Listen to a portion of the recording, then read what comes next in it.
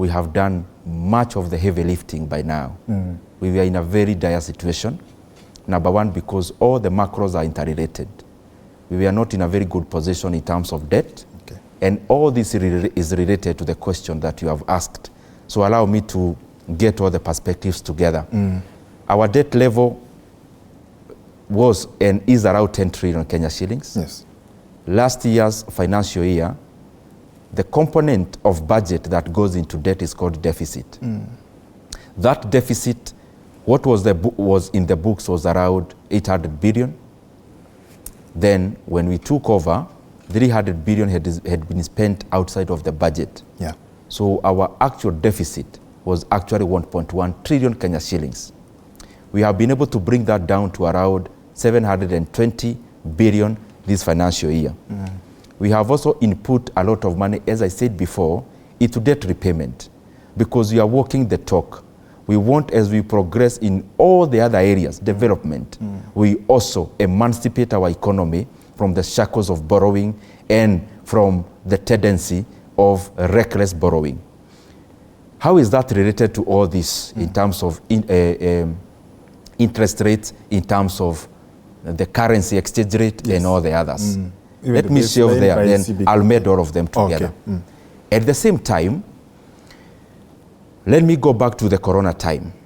When Corona came, and as you saw when I was talking, many governments took over various interventions to come through their citizens.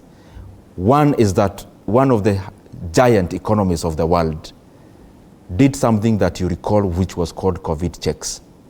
The US government gave out monies to spur consumption in the US. What that ended up doing is that it increased the demand for consumption.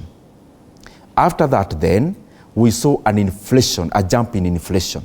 To cure that inflation, the US government have had to raise interest rates for now 11 times consecutively.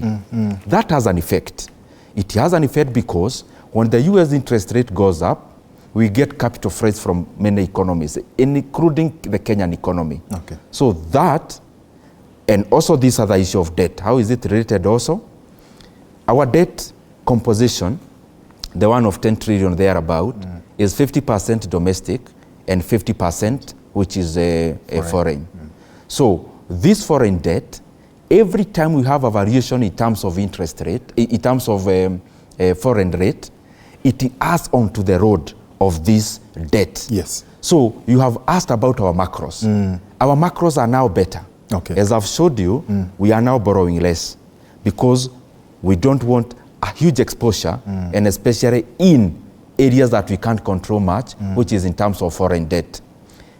In terms of the currency, every regime comes with own regime currency. Okay. Ours is more market, this current administration, and as you see, our CBK is not more interventionist of rate. We are letting the currency have its balance, because that is more sustainable. On the other side of inflation, because it's another macro issue,